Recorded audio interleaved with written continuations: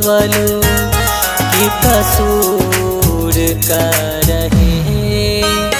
अखियाँ से बहे लोड़वा चुपचाप दुख सहे, चुपचाप दुख सहे।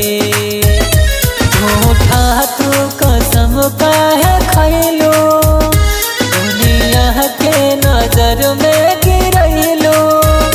तोहरा ला मर गईनी हम, तो हमारा ला मर गईलो। तोहरा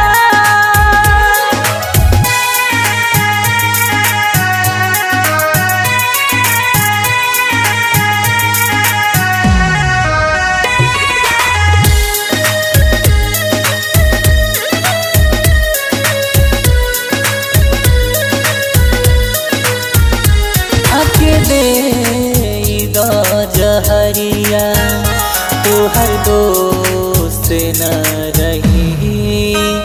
तोहरा नजर न आएबो अफसोस न रही, अफसोस न रही।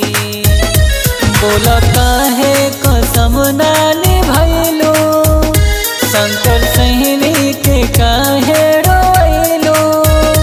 तोहरा ला मर गईनी हम, तो हमारा ला